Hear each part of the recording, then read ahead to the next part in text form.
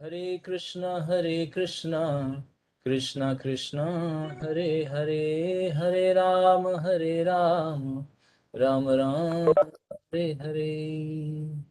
Thank you very much. Welcome all of devotee, सभी का सुस्वागतम। तो आज विशेष दिन है, क्या है? आज एकादशी है, कामिका एकादशी। सबको पता है आज कौन सा एकादशी है? तो आज विशेष कृपा कैसे मिलेगा? आज हरिवास यानी कि हरि की कथा को जो आज श्रवण करता है उसका मल्टीपल होके उसको बेनिफिट मिलता है, स्पिरिचुअल। उससे भक्ति का वृद्धि होता है, आत्मा का पोषण होता है, उसको संतुष्टि प्राप्त होता है, उसको सुख मिलता है, उसको शांति मिलता है, भगवान से उसको प्रेम का वृद्धि होता है आज के दिन। इसीलिए हरिवास कहा गया है। हरि उपवास या हरिवास दोनों का अर्थ एक ही है। तो इसीलिए आज भगवान उसी रामचंद्र यानी कि हमारे भगवान हरि हैं ये, है ना? तो आज उन्हीं का श्रवण, आज एकादशी का आई थिंक पहला ये रामायण है जो मैं एकादशी का आप लोगों को श्रवण करा रहा हूँ। अब अगली बार से मैं प्रयास करूंगा कि कोई भी एकादशी व्यर्थ नहीं जाए, उसमें जरूर करेंगे। लेकिन कभी कभी कुछ भौतिक संसार की ऐसी भी कार्य विधियां हो जाती हैं जिसमें हम थोड़ा सा स्टक हो जाते हैं। तो आज विशेष दिन आप लोगों के लिए, और आज श्रवण करने वाले को मल्टीपल यानी कि 1000 टाइम ज्यादा कृपा मिलेगा, इसीलिए अटेंटिव रहिएगा इस कथा में। और आज बहुत सारी सुंदर कथा चलने वाली है, भगवान का एक्साइटमेंट बढ़ता जा रहा है। छोटे से बालक के रूप में है लक्ष्मण, और भगवान श्री राम एक दूसरे को फेस को जब देखते हैं, वो इतना एपिक मोमेंट होता है। भगवान का मतलब जेंटल स्माइल है ना? बिल्कुल भगवान बिल्कुल कैसे राजीव लोचन, मतलब कमल के समान बिल्कुल छोटे से मुख वाले हैं। और एक्रेलिक बाल उनके माथे पे आता है जब हवा चलता है, पवन के वायु चलती है तो।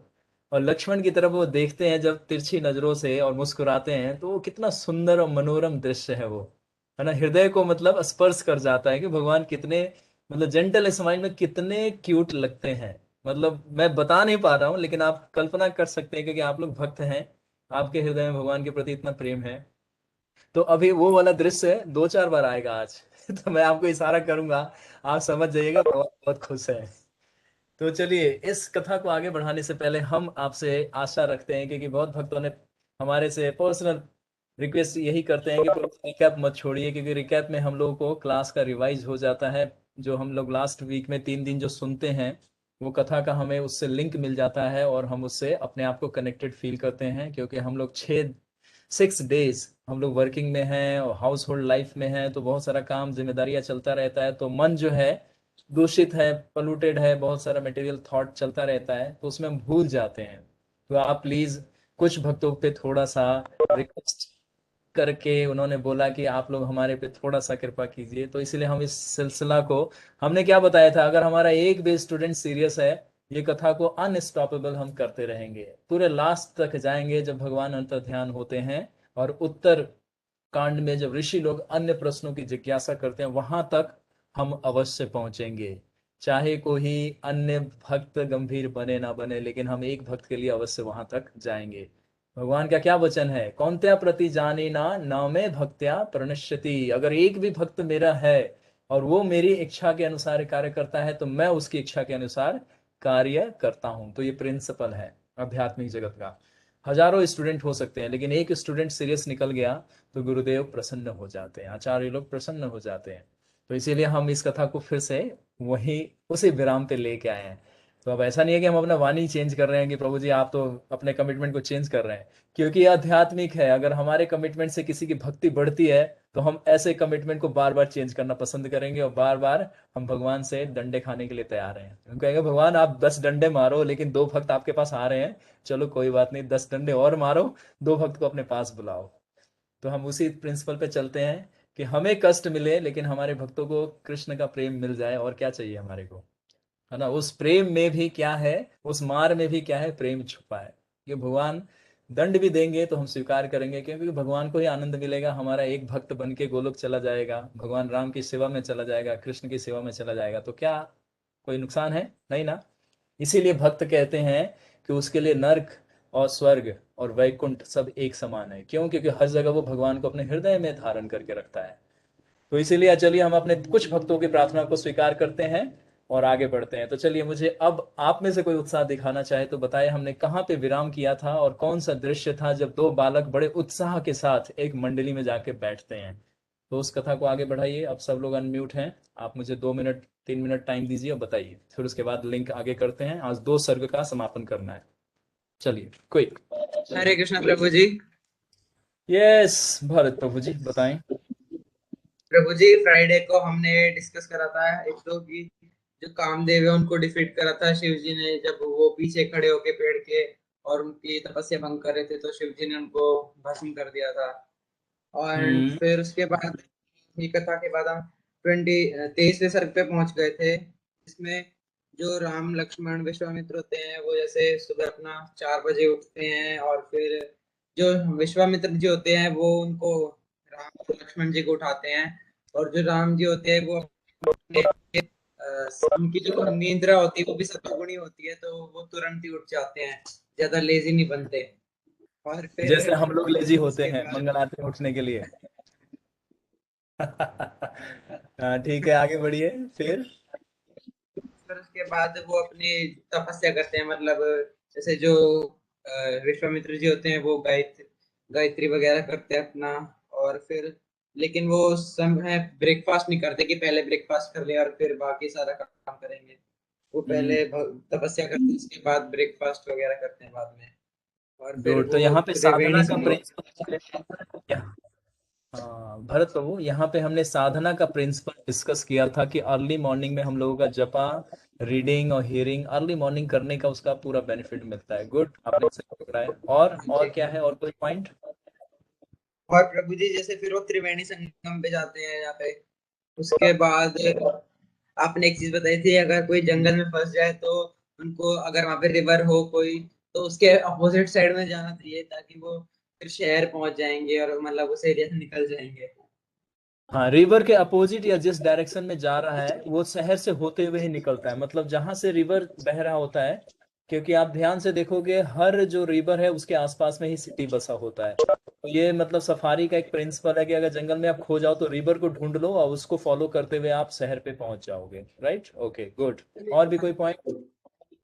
और प्रभु जी जैसे जब वो दोनों भाई और विश्वामित्र जी के साथ जब जा रहे होते हैं तो उनको धुआं दिखता है, वो झोपड़ी भी दिखती है, तो उसको देख के वो दोनों भाई बहुत एक्साइटेड हो जाते हैं और दोनों एक दूसरे की शक्ल देखने लग जाते हैं और दोनों बहुत खुश दोनों होते हैं उस समय। दोनों भाई कौन, भावेश और भरत? नहीं प्रभु जी, राम और लक्ष्मण। आप भी राम और लक्ष्मण के तो वो है छवि है, ठीक है। गुड।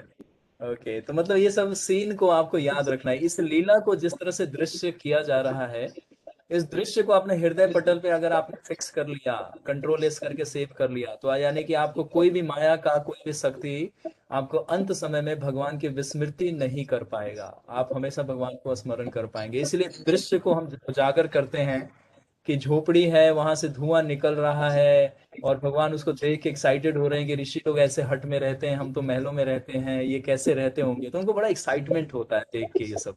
बच्चे को जैसे कोई चीज नया दिखाओ तो उसको कितना एक्साइटमेंट होता है ना। हाँ जी। तो ये सब दृश्य। गुड। और भी कोई पॉइंट है भरत प्रभु? हाँ जी। और प्रभु जी जब वो जैसे राम और लक्ष्मण विश्वामित्र जी के साथ वहां पे पहुंच जाते हैं तो जो मुनि तपस्या कर रहे होते हैं वो सब अपनी आंखें खोल लेते हैं, क्योंकि उनको पता चल जाता है कि राम और लक्ष्मण आ गए हैं। और फिर उनका अतिथि सत्कार करते हैं और फिर सब बैठ जाते हैं वहां पे। वाह wonderful. Thank you Bharat Prabhu, almost cover किया। Thank you so much, good notes, happy. Thank you Prabhu ji. चलिए, एक भक्त और भी कोई बता सकते हैं एक दो पॉइंट इन्होंने जो मिस किया है? हमने कहाँ पॉज दी किया था, वही वाला सीन बता दीजिए, फिर वहां से आगे बढ़ाते हैं आपको। बताइए, कोई भी भक्त। श्री कृष्ण प्रभु जी। मैं मोनिका। हाँ माता जी बताएं। प्रभु जी, भरत प्रभु जी ने जो नहीं बताया एक दो पॉइंट वो मैं शेयर करना चाहूंगी हाँ हाँ प्लीज कि बताएं। आपने बताया था को भक्तों को स्वान निद्रा लेनी चाहिए और उन्हें ब्रह्म मुहूर्त में उठ के साधना करनी चाहिए। और यस। भगवान राम जी का एक नाम बताया था आपने, शुभ दर्शन। और सुदर्शन, हाँ सुंदर जी। दर्शन। यस हाँ। और गुड। प्रभु जी, लास्ट पॉइंट ये था कि जब तपस्वी को पता चल जाता है, हम्म। वो दूरदर्शी ब्राह्मण थे, तो उन्हें हम्म। भगवान राम के आगमन का पहले से ही पता चल जाता है, और फिर बाद में तपस्वी मुनि है उनका पाद प्रक्षालन करते हैं। और हम्म। उन्होंने रात में बैठ के बहुत सारी कथा की कहानियां बताई, और उन सभी में चारों लक्ष्मण भगवान राम और विश्वामित्र विश्वामित्र जी जी। का यस। विश्वामित्र जी का आदर सत्कार किया। और वो सब राम जी भगवान को और लक्ष्मण जी को घेरे हुए बैठे थे, सारे ऋषि मुनि। यहीं पे आपने पोस्ट किया था प्रभु जी।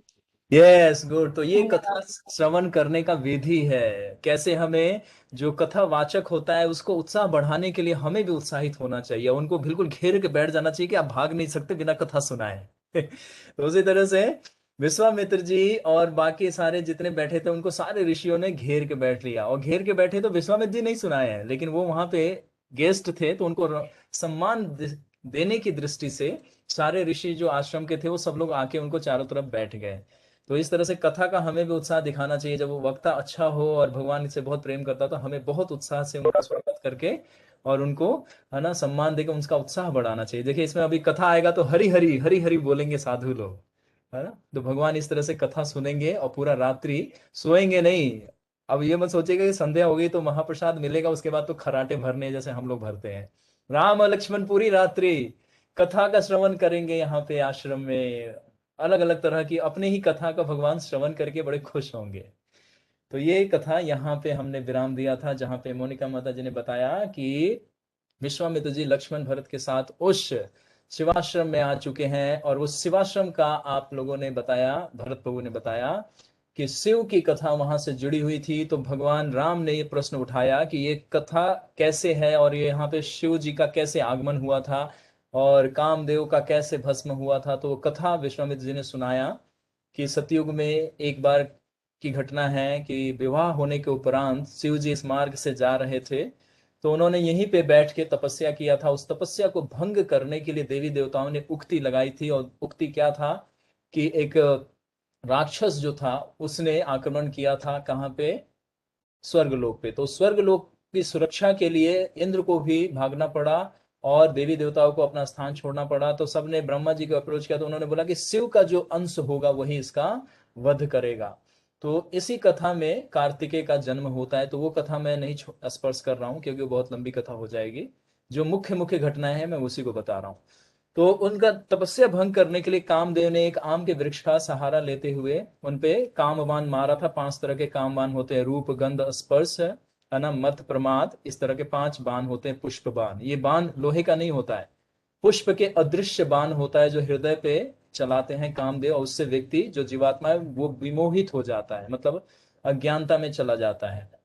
तो शिव जी जब ये बाण को, है ना, स्पर्श करता है उनके हृदय, उनको क्रोध आता है क्योंकि उनकी साधना भंग हो जाती है। उस क्रोध की दृष्टि से अपना तीसरा नेत्र खोलते हैं और कामदेव का वहीं पे भस्म हो जाते हैं। तो कामदेव जब भस्म होते हैं तो उनके, मतलब ब्लास्ट होता है, जैसे एक बम फटता है उस तरह से उनके शरीर से एक ब्लास्ट होता है, बहुत बड़ा धमाका होता है अग्नि के रूप में। और उनके अंग जो है वो जहां पे जाके गिरते हैं ज्यादातर अंग, तो उस स्थान का अंग देश नाम होता है, जो कि बाद में त्रेता में सतयुग, त्रेता में रोमापाद जी उस स्थान के राजा बनते हैं। तो उसी देश को, और फिर द्वापर के अंत में आए तो कर्ण जो दुर्योधन थे उन्होंने कर्ण को उपहार के रूप में उनको राजा बना के उस अंग देश का राजा नियुक्त किया था।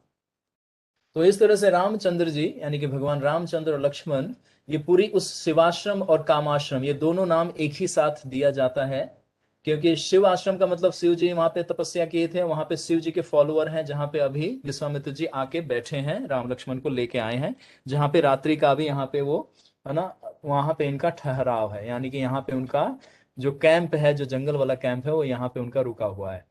तो जब वो प्रश्न पूछते हैं तब वो, तो जब कथा चलता है तो फिर वो कामाश्रम के नाम से भी जाना जाता है, शिवाश्रम और कामाश्रम। कामाश्रम इसलिए क्योंकि कामदेव का वहां पे भस्म हुआ था। तो ये कथा वहां पे एक्साइटमेंट होता हुआ वो पूरा सुना देते हैं, लेकिन ये कथा आश्रम में जाने से पहले सुनाते हैं कुछ दूरी के। जो आपको याद है, जब मैंने बताया था कि राम लक्ष्मण जब धुआं निकलते हुए देखते हैं तभी वो पूछते हैं कि ये क्या है, तो वो वहीं पे उसी समय में खड़े खड़े संक्षिप्त में वो कथा सुना देते हैं। जैसे कभी कभी हमें कैंप में आप लोग चलते हैं, मैं देखता हूँ कि लेट हो रहा है, हमें वापस भी जाना है या अन्य स्थान पे भी हमें पहुंचना है, वहां प्रसाद भी पाना है, तो हम क्या करते हैं, आपको चलते चलते कथा बता देते हैं, माइक लेके पकड़ के। जैसे कोई कुंड है तो हम बैठ के कथा करेंगे तो 2-2 घंटा 3-3 घंटा लग जाएगा, तो हम चलते चलते बता देते हैं कि भक्त जन देखिए, ये गोविंद कुंड है जहां पे ऐरावत, है ना, गजराज ऐरावत के साथ इंद्र आए थे और भगवान से क्षमा याचना करके यहाँ पे इसी कुंड के जल से उन्होंने अभिषेक किया था भगवान का, तो इस कुंड को प्रणाम कीजिए। बस 1 मिनट में कथा हो गया। तो इसी तरह से विश्वामित्र जी ने चलते चलते उनको ये कथा सुनाया था, शिवाश्रम वाला। तो जब वो पहुंच गए वहां पे, तो वहां पे क्या हुआ, सारे ऋषि लोगों ने उनका सादर सत्कार किया, उनको बहुत अच्छे से भोजन परोसा। अब वहां पे उनको राम लक्ष्मण जी को भोजन मिला पूरा। मॉर्निंग से ब्रेकफास्ट किए हुए थे, तो दोपहर के बाद उनको पूरा लंच प्रसाद मिला है। प्रसाद नहीं, भोग, क्योंकि भगवान भोग खाते हैं, प्रसाद हम लोग खाते हैं। तो जब बैठ गए हैं तो रात्रि का समय हो गया है, और रात्रि में उनका मनोरंजन करने के लिए, क्योंकि दो सुंदर सुंदर बालक है, जब ऑडियंस एक्साइटेड होता है तो जो स्पीकर होता है उसको भी मजा आता है कथा सुनाने में, मतलब वो भी एक्साइटेड हो जाता है कि वाह। जैसे परीक्षित महाराज इतने ईगर थे भगवान की कथा सुनने के लिए कि सुखदेव गोस्वामी एक क्षण भी अपना व्यर्थ नहीं गंवाना चाहते थे, वो सारा कथा बताना चाहते थे। लेकिन बीच में एक दो घटना ऐसी घटी कि वो थोड़ा सा स्किप करके शॉर्ट में फिर कर दिए। तो ये रहस्य है। आप लोग जब भागवतम पढ़ेंगे तब आपको पता चलेगा कि जहां पे भी अगर ऑडियंस यानी कि श्रोता अपना रुचि नहीं दिखाएगा, तो जो वक्ता होता है उस कथा में कटौती कर देता है, मतलब उस कथा के अंश को मिनिमाइज कर देता है, छोटा कर देता है। वो देखता है कि अब इसकी रुचि समाप्त हो रही है। क्यों? क्योंकि वो कथा के प्रति अपराध होता है। इसीलिए हम बार बार आपको कह रहे हैं इस कथा में कि जो भक्त भगवान की सेवा में नहीं जुड़े हैं उनको हम धीरे धीरे दूसरी कथा में या दूसरे फिलोसफिकल उसमें हम ले जाएंगे। यहाँ पे वही भक्त रहेंगे जो हमारे भगवान की सेवा में हैं, जो जप कर रहे हैं, रिपोर्टिंग करते हैं, अच्छे से नियमों का पालन कर रहे हैं, विग्रह की सेवा कर रहे हैं, उनको ये कथा पूरा पूरा लाभ देगा। बाकी लोगों को भी लाभ देगा, लेकिन हम चाहते हैं कि आप भगवान से प्रेम प्राप्त करें, ज्ञान नहीं। क्योंकि ज्ञान हमारा धर्म नहीं है, हमारा धर्म हमारा क्या है? सेवा, भगवान को प्रेम करना और सेवा। जीव स्वरूप है कृष्ण नित्य दास। हमारा जीवन का लक्ष्य क्या है? भगवान कृष्ण की सेवा और उनका प्रेम प्राप्त करना, उन्हीं को प्राप्त कर लेना। तो जब कृष्ण को कोई प्राप्त करता है तो उनका धाम प्राप्त हो गया, उनका भक्त प्राप्त हुआ, उनकी सेवा प्राप्त हो गई, उनकी संपदा प्राप्त हो गई। संपदा मतलब उनका पैराफिनलिया जो उनकी सेवा में हम लोग इस्तेमाल करते हैं। तो ये कथा हमने विराम दिया था इस तरह से कि लक्ष्मण और राम उस रात्रि में शयन नहीं करते हैं, बल्कि विश्वामित्र जी भी शयन नहीं करते हैं पूरी रात्रि। पूरा रात्र मतलब जैसे आज हरिवास है तो आज के दिन जागरण होता है। आपको पता है हमारे टेम्पलों में, आप लोग थोड़ा अच्छे से प्रार्थना कीजिए। अगर हम हमारी सेवा सुचारू रूप से चलती रही तो हम एकादशी में ऐसी व्यवस्था भी कर देंगे इस मंदिर में कि रात्रि में या तो कथा या कीर्तन हम रात्रि को किया करेंगे इसी मंदिर में। या तो आप मंदिर में आके सुने, या नहीं तो जो घर रहेंगे उनके लिए भी व्यवस्था कर देंगे। तो हमारा प्रयास ये है कि कथा और कीर्तन दोनों रात्रि में चले। जब कथा से आप लोग थोड़े से बोर हो जाएंगे तो हम कीर्तन करेंगे, और जब कीर्तन से बोर हो जाएंगे तो कथा करेंगे। इस तरह से हमारा एकादशी का व्रत का यही नियम है। एक्चुअली पद्म पुराण में यही नियम बताया गया है कि आज के दिन जागरण किया जाता है, कथा कीर्तन किया जाता है भक्तों के संग में, तब एकादशी का 100% फल हमें प्राप्त होता है। तो आप लोग प्रार्थना कीजिए ऐसा दिन जल्दी से आए। कलयुग का प्रभाव बढ़ता जा रहा है, हम हरि का प्रभाव बढ़ा दें, है ना। कलयुग के प्रभाव से हम हरि के प्रभाव को बढ़ा दे ताकि हम सुरक्षित रहें।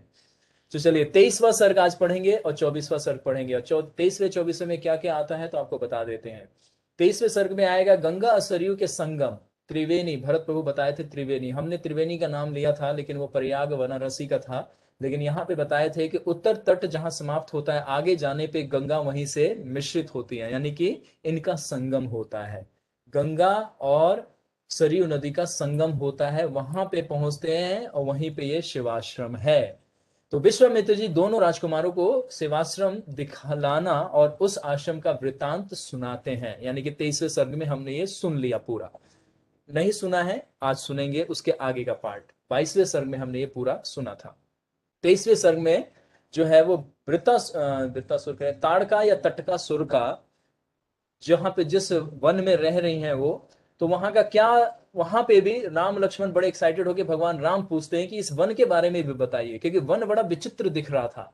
वनों के भी प्रकार होते हैं, अगर अवसर मिला तो मैं आपको बताऊंगा कि वन कितने प्रकार के हो सकते हैं, और उनको देखने मात्र से आपको पता चल जाएगा। जैसे वृंदावन सबसे मनोरम वन है क्योंकि भगवान यहाँ वास करते हैं, और बाकी जो वन है वो तमोगुनी होता है। वो तो राक्षस लोगों का वन कैसा होता है आज श्रवण कीजिएगा। और 24वें सर्ग में आगे बढ़ेंगे तो हम तीनों का गंगा के पार होना, यानी तीन कौन? भगवान राम, लक्ष्मण और विश्वामित्र जी आज उस शिवाश्रम से प्रातः काल होते वो गंगा को पार करेंगे, सरयू नदी को पार करते हुए वो सरयू नदी का वृतांत भी सुनेंगे कि ताड़का के वन का वृतांत के साथ साथ सरयू नदी ये कैसे प्रकट हुआ और ताड़का के वन का वर्णन। और फिर अगर समय बचा तब ताड़का के प्रीवियस बर्थ का आपको स्टोरी आज ही बता दूंगा, नहीं तो कल बताऊंगा। अगर इतना हम वहां तक पहुंच पाए तो वो डिपेंड करता है कि कथा में क्या आपको विस्तार से बताना है या नहीं बताना है, वो देखेंगे। तो एक सेकंड हमें आप 10-20 सेकंड दीजिए, हम इसको ओपन करते हैं फिर हम आगे बढ़ते हैं।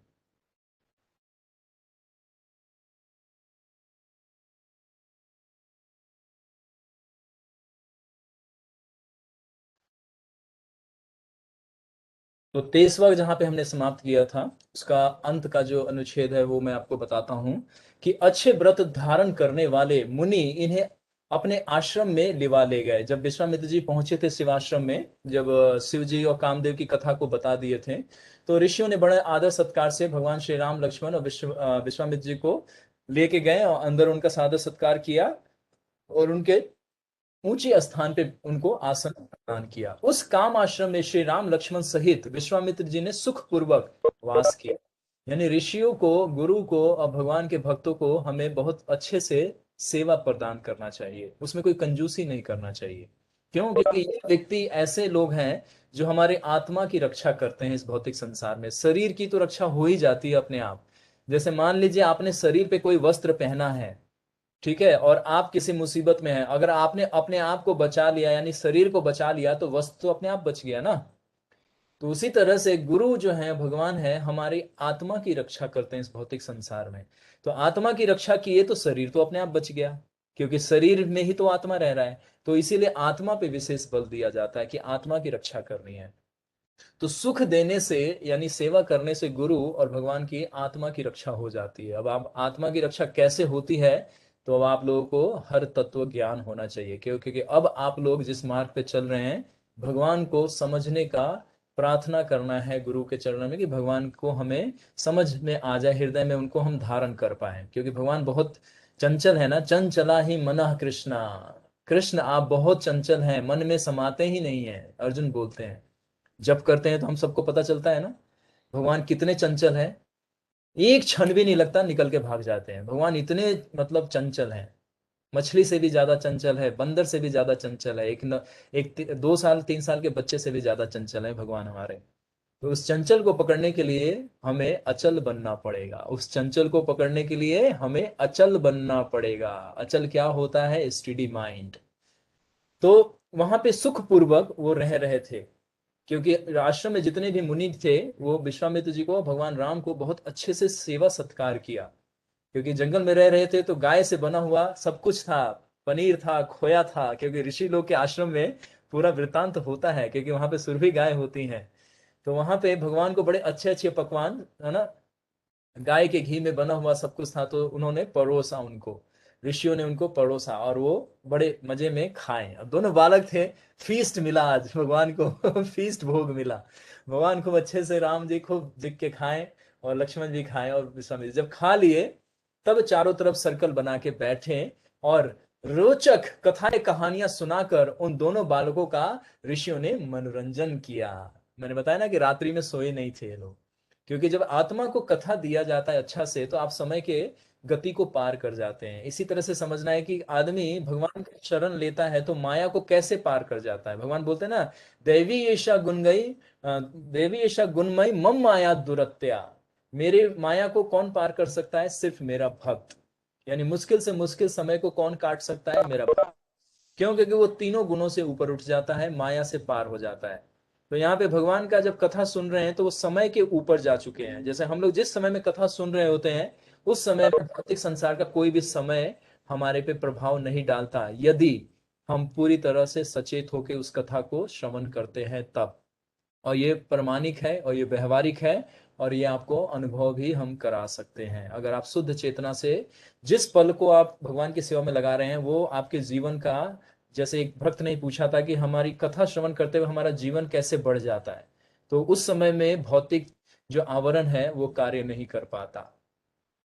जैसे हमने उदाहरण बहुत बार अलग अलग जगहों पे अलग अलग दृष्टांत समझाया है। जैसे वर्षा हो रही होती है, उस समय में अगर आपके पास छतरी है तो वर्षा का जल आपके शरीर को स्पर्श नहीं करता, क्यों? क्योंकि छतरी उसको रोक देती है। उसी तरह से जब आप हरि कथा कर रहे होते हैं, हरि कथा सुन रहे होते हैं, तो भौतिक समय जो होता है वो आपको स्पर्श नहीं करता, यानी कि जन्म मृत्यु जरा व्याधि उस समय में आपका स्पर्श नहीं कर सकता। ये तथ्य है और ये वचन है भगवतों का, भागवतों का, ग्रंथों का और श्री भगवान कृष्ण का। तो इस तरह से रोचक कथाएं सुना सुनाकर उनका मनोरंजन किया दोनों बालकों का। अब पूरी रात्रि कथा चलती रही, जैसे हम लोग 1 घंटा कथा सुनेंगे अभी, तो उस तरह से। तो चतुर्वेश, चतुर्वेशम सर्ग, अब यहां से हम चतुर्वेश मतलब अगला दिन, अब ये पूरी रात्रि कथा तो सुन लिए, अब कौन कौन सी कथा सुने हैं? तो वो ब्रह्मा जी के रामायण में है। अगर आप लोग तैयार हैं तो मैं वो रामायण खोलने के लिए तैयार हूं, लेकिन आप तो वाल्मीकि रामायण को अभी नहीं सुन पा रहे हैं आप लोग, तो इसीलिए वाल्मीकि रामायण में ही रहते हैं। तो अब हम चतुर्विंश यानी कि 24वें सर्ग में प्रवेश कर रहे हैं। अब वो रात्रि हो गया, अब प्रातः काल होने हो चुका है, और यहां से हमारा 24वां जो सर्ग है वो प्रारंभ हो रहा है। तत प्रभाते विमले कुता आयदिक कमरी दयोमौ विश्वामित्र पुरस्कृत्य नधा अस्ते मुपागतौ। प्रातः काल होते ही प्रातः कृत कर दोनों राजकुमार विश्वामित्र जी के आगे आगे कर नदी के तट पर पहुंचे, यानी कि सरयू नदी और जो गंगा नदी का जो मिलन है वहां उस तट पे पहुंच गए। अब यहाँ देखिए आगे करके, यानी कि गुरु को सदैव आगे रखना चाहिए। गुरु को हमेशा गुणगान पहले गुरु का करना चाहिए, हमेशा पूजा गुरु की करनी चाहिए, हमेशा गुणगान गुरु को करना चाहिए, हमेशा पहले कोई भी प्रसाद है गुरु को भोग लगाना चाहिए, हमेशा कोई भी वस्त्र है, कोई भी चीज है, कोई भी वस्तु है, पहले गुरु को अर्पण किया जाता है। तो यहाँ पे भगवान देखिए, क्यों? क्योंकि ये सौमित्र और वशिष्ठ मुनि इनको बाल्य अवस्था से ये संस्कार दे चुके थे। इनकी अभी शस्त्र विद्या और राजनीति विद्या भी नहीं हुई है जो विश्वामित्र जी देंगे, लेकिन आधारभूत जो संस्कार होता है वो हमें घर से प्राप्त होता है, स्कूल कॉलेज से नहीं प्राप्त होता। माता पिता को भगवत गीता भागवतम का ज्ञान होना आवश्यक है। आप लोगों ने देख लिया है यहाँ पे कि शांता, कौशल्या माता और कैकेयी माता, सुमित्रा माता, ये जितनी भी माताएं आई हैं, है ना, और वृष्णि माता जो कि कौशल्या की बड़ी बहन है, ये सभी वेदों में बहुत रुचि रखने वाली माताएं थी, तभी इनके वंश जो है वो आध्यात्मिक होता है। तो घर में जो संस्कार देता है वो माता प्रथम गुरु होती है परिवार की। तो माताओं को चाहिए कि वो अपने सारे शिष्यों को भक्त बनाए, मतलब पुत्रों को, और इसलिए जो पुत्र है वही माता, माता का शिष्य भी वही है, पुत्र भी वही है। तो उनको भक्त बनाए, भगवान का कथा सुनाए। ये नहीं कि फोन खोल के दे दे, चलो यूट्यूब पे ये गेम खेल लो, गूगल पे ये गेम चल रहा है, ये वाला लेटेस्ट वर्जन आया, मेरा जान छोड़ो, तुम अपना जीवन गर्क करो, तुम अपना कलयुग के संग में कुछ भी करो, हमारे को कोई फर्क नहीं पड़ता, हमारा जान छोड़ दो। तो वो माता नहीं कुमाता है। अगर ऐसी कोई स्त्री करती है तो वो माता नहीं कुमाता है। क्यों? क्योंकि वो बालक है, उसको अभी समझ नहीं आ रहा है। वो जब बड़ा होगा, जब उसको पता चलेगा कि मैंने गलत संस्कार जागृत कर लिया बाल्य अवस्था में, तो माता पिता जिम्मेदार होते हैं बालक को संस्कार देने के लिए। तो क्या करना चाहिए? भगवान की कथा और संस्कार देना चाहिए, व्यवहार देना चाहिए, अच्छे उनमें गुणों का विकास करने के लिए उनको क्या करना चाहिए? सहारा देना चाहिए, क्योंकि बच्चे के अंदर गुण होता है। पिछले से पिछले क्लास में आपको याद होगा, बुधवार को हमने बताया था कि विशेष गुणों की पहचान कर बच्चों को क्या करना चाहिए? उत्साह बढ़ाना चाहिए कि शाबाश, आप में ये गुण है, इस कार्य को करो, आपको और अच्छा मिलेगा, हम आपको और सपोर्ट करेंगे। और जब बुरे चीजें दिखें तो उसको वहीं पे उनको समझाना चाहिए कि नहीं, ये कार्य गलत है और इससे आपका नुकसान होगा आगे जाके और आपको दुख होगा। तो पहला जो माता पिता है वो हमारे गुरु होते हैं अच्छे संस्कार के। ज्ञान कोई भी दे सकता है, लेकिन संस्कार सिर्फ गुरु और माता पिता और भगवान ही दे सकते हैं। संस्कार कोई ज्ञान नहीं दे सकता। संस्कार बिल्कुल अलग है, शिक्षा का ही रूप है संस्कार, लेकिन संस्कार वो है, वो वही व्यक्ति दे सकता है जो भगवान से जुड़ा है। अब देखिए सोसाइटी में आसपास में चारों तरफ नजर दौड़ाइए, कितने एजुकेटेड लोग हैं, लेकिन जब बातें करते हैं तो कैसे थर्ड क्लास दिखता है, कि इनमें कोई संस्कार नहीं है, कोई एटिकेट नहीं है, एकदम से अपनी नीचता पे आ जाते हैं। वाणी ऐसे ऐसे बोलते हैं, शब्द ऐसे ऐसे बोलते हैं कि हमें खुद को शर्म आ जाता है। एक रिक्शा वाला भी शर्मा जाए, है ना, जो एक मजदूर है वो भी शर्मा जाए कि भैया हमने तो जीवन में पढ़ाई नहीं की, लेकिन ये लोग बड़े साहब होके भी ऐसे गंदी अभद्र शब्दों का व्यवहार करते हैं। तो क्योंकि ज्ञान तो है, डिग्री डिप्लोमा है, लेकिन संस्कार नहीं है।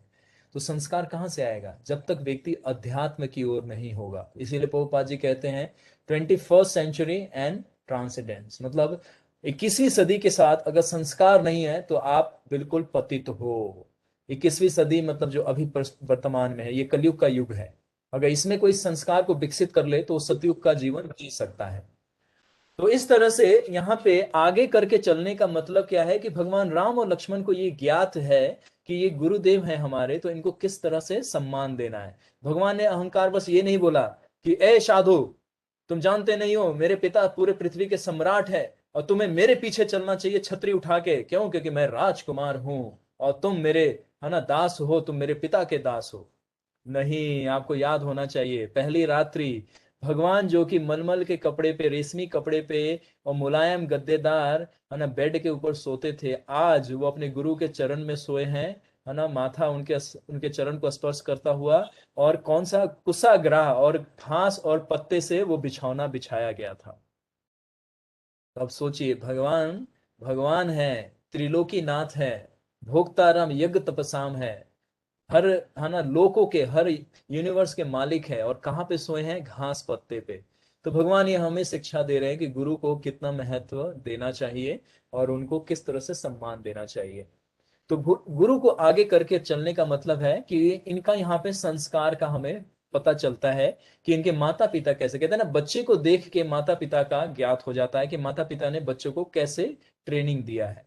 जैसे किसी पेड़ की पहचान कब होती है? जब उसके फल और फूल को देखते हैं। कोई भी पौधा अगर नया निकलता है तो आप पहचान नहीं कर पाएंगे। जब तक उसमें फूल या फल नहीं आ जाए तब तक उस पौधे की पहचान नहीं होती। तो बच्चे की पहचान उनके माता पिता से होती है। इसीलिए हम लोगों का कहीं पे भी हम जाते हैं तो प्रश्न पूछा जाता है, हु इज योर पेरेंट? आपके माता का नाम क्या है, आपके पिता का नाम क्या है? तो अगर वो व्यक्ति जानते हैं कि ये इनके फलाना फलाना के बेटे हैं या पुत्र हैं या पुत्री हैं, तो वो रिकॉग्नाइज करते हैं। जैसे गांव का कल्चर हम आपको हमेशा बताते हैं, क्योंकि मेरा जीवन कुछ समय गांव में बीता है और मुझे सौभाग्य प्राप्त हुआ अपने माता पिता, दादी और आस पड़ोस के रिलेटिव से रहने का। तो मैंने ये सब चीजें देखा हुआ है प्रत्यक्ष रूप से। अब तो वो गांव भी शहर बन चुका है, गांव समाप्त हो चुका है। इसीलिए हम लोग को अब फिर से गोलोक ही जाना है, इस कहीं और गांव नहीं ढूंढना है इस पृथ्वी पे। गोलोक ही हमारा ओरिजिनल गांव है, हमारा घर है, वहीं पे जाना है और कृष्णा के साथ ही रहना है। तो संस्कार की बात कर रहे थे। संस्कार हमारे पास हमारे माता पिता से मिलता है, और माता पिता को चाहिए कि वो अध्यात्म का अभ्यास करे। जो हम लोग अभी श्रवण कर रहे हैं इसका जीवन में पूरा तरह से उतार लीजिए, क्योंकि समय बहुत कम है। किस समय मृत्यु आके हमें पकड़ लेगी नहीं पता है। तो इसीलिए इस पे बार बार रिमाइंडर देते हैं प्रभुपाद जी, अपने हर लेक्चर में हमें बताते हैं बहुत कम समय है, प्लीज एक्सेप्ट कृष्णा कॉन्शियसनेस। सब ये गंदे चीजों को छोड़ दो, भौतिक संसार को छोड़ो, त्यागो, ये मल के समान है। मल के कीड़े मत बनो। जैसे मल का कीड़ा कैसा होता है, आप उसको मल से हटाएंगे वो मल की तरफ दोबारा भागता है, क्योंकि उसमें हैबिट हो गया, उसको रहने का वो हैबिचुअल हो चुका है। उसके बगैर वो जीवन ही नहीं समझता कि कोई साफ सुथरी जगह भी होगी। आप लोगों का अनुभव नहीं है, लेकिन हम लोग ये सब प्रत्यक्ष रूप से देखते हैं और पता है ना कि बिल्कुल पृथ्वी पे आके जीते हैं हम लोग, है ना। कबूतर खाने में ऊपर नहीं रहते हैं हम लोग पृथ्वी पे आके जीते हैं। तो पृथ्वी के सारे जीवन शैली को हम लोग बहुत करीब से देखते हैं। इसीलिए तपस्या करना हमारे जीवन का लक्ष्य होना चाहिए। तपस्या से ये सब चीजें आत्म साक्षात्कार प्राप्त होता है। जैसे एकादशी में आपको पता चलता है कि भोजन का क्या मूल्य होता है, जल का क्या मूल्य होता है, और शरीर हमारे कितना कष्टदायक है, एकादशी के दिन ही पता चलता है। वरना 6 दिन तो आप पराठे, है ना, शाही पनीर, पुलाव और क्या क्या ना जाने, कोफ्ते, रसगुल्ले, रसमलाई, है ना, आइसक्रीम सब खाते रहते हैं। तो शरीर के कभी भी वो अनुभव नहीं हो पाता कि हम शरीर हैं। लेकिन आज के दिन जो तपस्या करता है, एक दिन अगर निर्जला रख के या जल से या फल फ्रूट खा के, तो उसको भगवान थोड़ा सा कृपा देते हैं कि इस शरीर से आसक्ति को हटाओ, ये शरीर तुम्हारा नहीं है, ये कुछ समय के लिए दिया गया है। तो इन सब चीजों को हमें याद रखना चाहिए, अन्यथा हम इससे विचलित हो जाएंगे। तो इसीलिए बार बार इसको रिमाइंड किया जाता है कि कथा का उद्देश्य यही है कि हमारे जीवन में परिवर्तन होना चाहिए। ये नहीं कि कथा बहुत मजा आया, बहुत मजा आया। एक व्यक्ति ऐसे बोलता था कि बहुत मजा आया, बहुत मजा आया। बोला गया क्या सीखे? अरे बहुत कुछ सीखा। क्या सीखे? अरे बहुत मजा आया। और बाद में हर जगह जब पूछा गया, अरे भाई कुछ तो बताओ, तो बोला कि मैं क्या बताऊं, तुम खुद ही कथा सुने करो ना। तो अब पता चल गया उस व्यक्ति को कुछ नहीं समझ में आया था, खाली मजा आ रहा था। तो मजा नहीं, मजा सजा बन जाएगा जीवन का अगर उसको जीवन में नहीं उतारेंगे तब। तो कथा का मतलब है संस्कार और ज्ञान वृद्धि हो, लेकिन भगवान की प्रेम के साथ, सेवा के साथ। इसीलिए बार बार कहते हैं माला जरूर करिए आप लोग। नहीं आता है तो सबकी क्लासेस भी शुरू करवा दी हमने, 2-3 बैच भी अब नए नए शुरू हो गए नए लोगों के लिए। उसमें आइए, आपको अवसर मिलेगा सीखने का बेसिक चीजें, और फिर आगे आप बढ़ेंगे तो आपको फिर ये भगवान प्रत्यक्ष रूप से आपको दिखेंगे। तचे सर्वे महात्मानो मुन्याये सती व्रता उपस्थाये शुभानावम विश्वामित्राय मथा ब्रुवन्। उस आश्रम में रहने वाले, है ना, वनधारी, वनधारी ऋषिगण, वनधारी मतलब वन में जो विचरण करता है वो वनधारी कहलाते हैं, है ना। तो वनधारी ऋषिगण भी उनके साथ विश्वामित्र तथा राजकुमार के साथ नदी तट तक गए। देखिए दूसरा संस्कार यहाँ पे फिर से आ रहा है, ये ऑलरेडी हम चर्चा कर चुके हैं लेकिन आपको खाली रिमाइंड कराएंगे। फिर से इस लाइन को पढ़ता हूं। उस आश्रम में रहने वाले वनधारी ऋषिगण भी उनके साथ, विश्वामित्र और राजकुमार के साथ नदी तट तक गए और सुंदर नाव का प्रबंध कर विश्वामित्र जी से बोले। तो आपको बताया था ना गेस्ट को रिसीव कैसे करना है और गेस्ट को सी ऑफ कैसे करना है। अगर गेस्ट कभी जा रहा है, हमारा विशेष कोई व्यक्ति है, गुरु है, भक्त है, या हमारे को बहुत नियर डियर कोई है, उसको सी ऑफ कैसे करना चाहिए, उसके संग संग कुछ दूर तक जाना चाहिए। अगर घर तक है, जैसे आजकल हम लोग फ्लैट में रहते हैं, एटलीस्ट हमें अपने सोसाइटी के गेट तक तो आ ही सकते हैं, जहां बाउंड्री है वहां उनको जाके सी ऑफ कर सकते हैं। पार्किंग तक चले जाइए, कार में बैठा दीजिए, उसके बाद बोल दीजिए tata bye bye, thank you for coming, उसको उसी से बहुत अच्छा लगेगा। इससे प्रेम का प्रदर्शन होता है कि कोई व्यक्ति कितना इंपॉर्टेंट है, आपको इस व्यवहार से पता चलता है। तो यहाँ पे विश्वामित्र जी और राजकुमार यानी कि राम लक्ष्मण जब जा रहे थे तो ऋषिगण सारे नदी तट तक गए। बताइए इतना प्रेम, भगवान के प्रति इतना सम्मान और विश्वामित्र जी के प्रति इतना सम्मान, सब लोग नदी तट तक गए। जैसे आपको अयोध्या नगरी से जब भगवान निकल रहे थे तो पूरा अयोध्या नगरी नगर के अंत तक आए थे, क्योंकि भगवान राजकुमार हैं ये तो है ही, लेकिन प्रेम था सभी अयोध्या वासियों को। भगवान, तीनों रानियां, वशिष्ठ, आप पूरा दृश्य याद कीजिए। तो ये सब एटिकेट होता है। कहते हैं ना कि प्रेम हमें मिलता नहीं है, तो प्रेम हमने देना ही कहाँ सीखा है। प्रेम मिलता कब है, जब हम किसी को प्रेम देते हैं। हमें भगवान प्रेम क्यों नहीं करते, क्योंकि हमने नहीं किया है। हम जब प्रेम करेंगे तभी तो भगवान हमसे प्रेम करेंगे। भगवान प्रेम के क्या है, भूखे, हमारे प्रसाद के, हमारे भोग के, हमारे चढ़ावे के भूखे नहीं है। भगवान लक्ष्मीपति हैं, करोड़ों लक्ष्मियां लाइन लगा के खड़ी रहती है कि कृष्ण एक कोई सेवा दे दो आप, एक मुझे एक गिलास पानी की ही सेवा ले लो मेरे से, चलो आप जिस मार्ग से जाओगे मैं उस पर फूल की सैया बिछा देती हूँ, आप वहां से चले जाना, मेरा जीवन सफल हो जाएगा। लेकिन अरबों लक्ष्मियां तपस्या करती रह जाती हैं, भगवान अवसर ही नहीं देते हैं। क्यों? क्योंकि लक्ष्यों में ऐश्वर्य का भाव रहता है, वो वास्तविकता प्रेम नहीं रहता। तो इसीलिए भगवान कहते हैं कि जिस दिन आप मेरे गोपियों के समक्ष आ जाओगे उसी दिन आप मेरे से सेवा ले लोगे। तो भगवान को प्रेम देंगे तो प्रेम मिलेगा, किसी को प्रेम देंगे तो प्रेम मिलेगा। हम पहले किसी को प्रेम दें तब तो प्रेम मिलेगा। हम सोचते हैं हमें लोग प्रेम करें, बाकी, है ना, हमें सबसे, हम सारा जगत हमसे प्रेम करे लेकिन हम सबसे नफरत करें, ऐसा हो ही नहीं सकता। बच्चे लोग अगर पेरेंट्स से प्रेम करेंगे तभी तो पेरेंट्स प्रेम से आपको हर चीज देंगे, और पेरेंट्स प्रेम करते ही हैं बच्चों से, तो उनको फॉलो करना है। और प्रेम का अलग अलग रूप हो सकता है, ऐसा नहीं है कि सिर्फ प्रेम का मतलब सिर्फ बोल के या अलविदा टाटा बाय बाय करके नहीं हो सकता। प्रेम का डिफरेंट डिफरेंट डायमेंशन है, वो भी समझना है। तो प्रेम का सबसे प्राइम प्रिंसिपल क्या है? Just follow the instructions. Krishna ने कहाँ दिखाया प्रेम अर्जुन को? कुरुक्षेत्र में।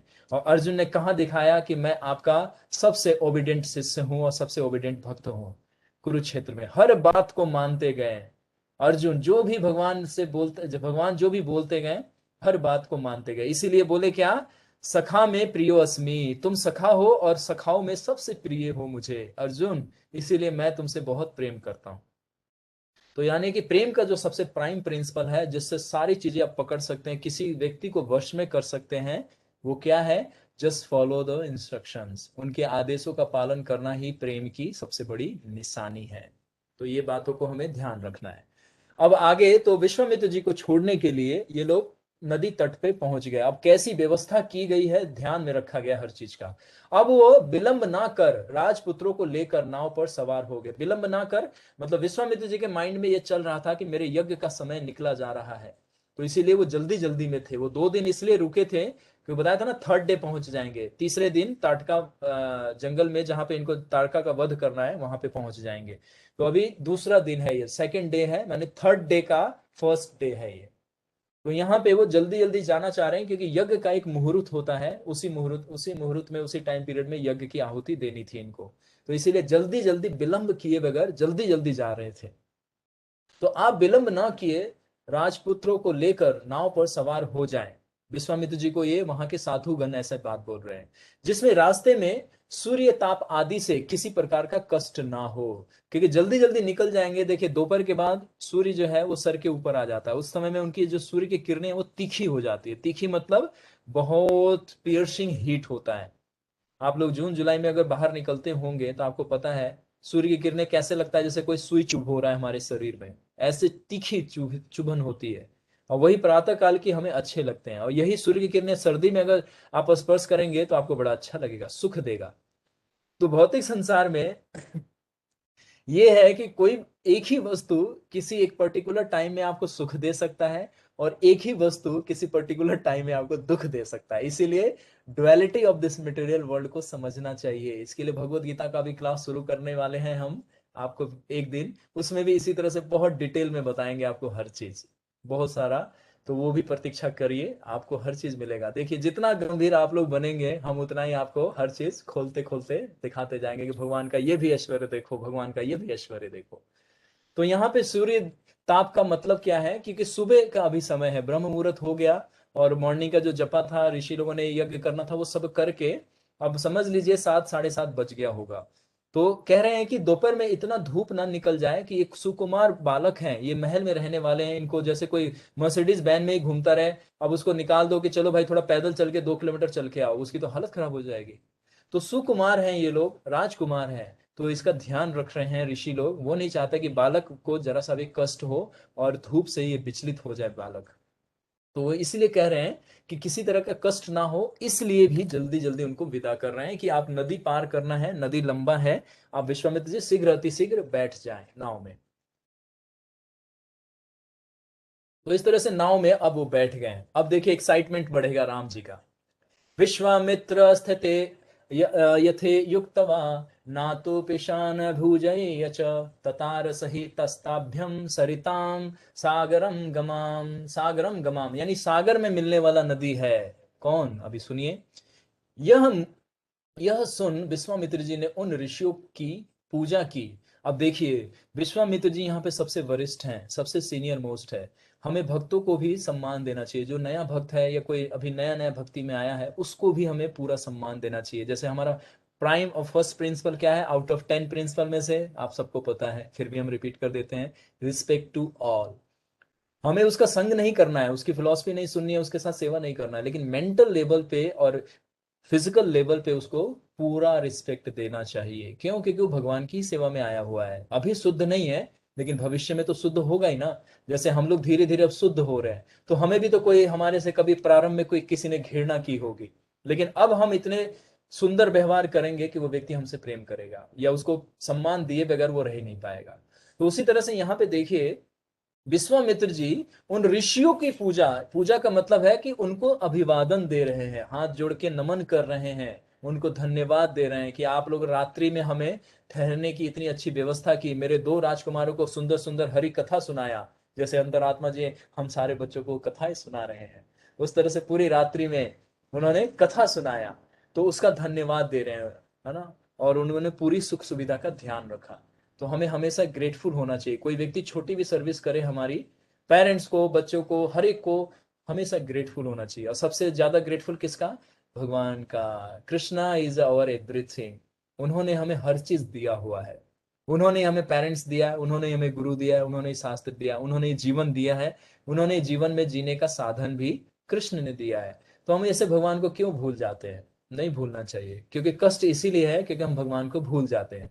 भगवान को याद रखेंगे, जीवन में कभी कोई कष्ट आपको स्पर्श नहीं करेगा। ये हमारा वादा है आपसे, हमारा वचन है। आपको ग्रंथ या भगवान या आचार्यों पे जाना ही नहीं है, हमारे से ही आप पहले गारंटी कार्ड ले लीजिए, आप अनुसरण कीजिए, और आपको सुख प्राप्त ना हो तो बताइएगा।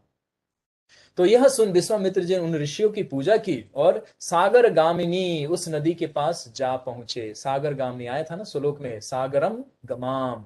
तो सागर गामी मतलब यही गंगा, यही सरयू नदी जाके सागर में मिल जाती है। बताए ना, सारे नदियों का लक्ष्य कौन होता है? सागर। सारी नदियां सागर में जाके एक जगह मिल जाती हैं। तो सागरगामी यानी कि सागर की तरफ बहने वाली है। ततः श्रुवातम शब्दामतरम सभ्वाये वर्धनम मध्यामाग्यम तो यश्ये सह राम कनीयसा। जब नाव बीच धार में पहुंची, अब यहां पे भगवान को एक्साइटमेंट होने वाला है। बोले कि नाव जब बीच धार में पहुंची तब वहां जल की तरंगों के परस्पर टकराने का शब्द श्री रामचंद्र और उनके छोटे भाई लक्ष्मण जी ने सुना। ये बड़ा सुंदर मनोरम फिर से चित्र आया। हम लोग भी जब नवद्वीप की यात्रा करते हैं तो किंग प्रताप रुद्र का जो क्षेत्र आता है, तो हम यहाँ से कोल्हापुर से बैठते हैं हम लोग। तो बड़ा करीब करीब 2.5-3 घंटे का वो जर्नी होता है। नाव पे हम लोग ट्रेवलिंग करते हैं, तो उसी पे कीर्तन कथा चलता रहता है। तो जब बीच धारा में पहुंचते हैं तो सही में नदियों का जो वेग है वो सुनाई देता है, पानी का वेग सुनाई देता है। और इतना डर भी लगता है क्योंकि गहराई भी वहां बहुत ज्यादा होती है, 30 फीट 40 फीट गहरा नदी होता है। और कितनी बार तो ऐसा हुआ है कि कुछ नाव भी डूब जाती है वहां पे। तो वहां पे जो नाविक होते हैं हम लोगों को साइड से किनारे से लेके जाते हैं।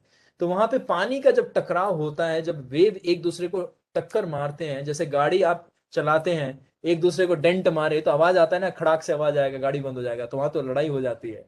लेकिन यहाँ पे वेग क्या है, ध्वनि उत्पन्न कर रहे हैं। अब पहली बार ऐसा हुआ है कि राम लक्ष्मण है ना बोटिंग कर रहे हैं और विश्वामित्र जी के साथ। तो दोनों देख रहे हैं भाई जल के तरंगों को, गंगा जी के, और चलते चलते उनमें ध्वनि सुनाई दे रहा है। तो अब राम भगवान है वो विश्वामित्र जी की तरफ फिर जिज्ञासा भरी दृष्टि से देखते हैं, है ना। तद विधि परिप्रातेन परिप्रसेन सेव्या।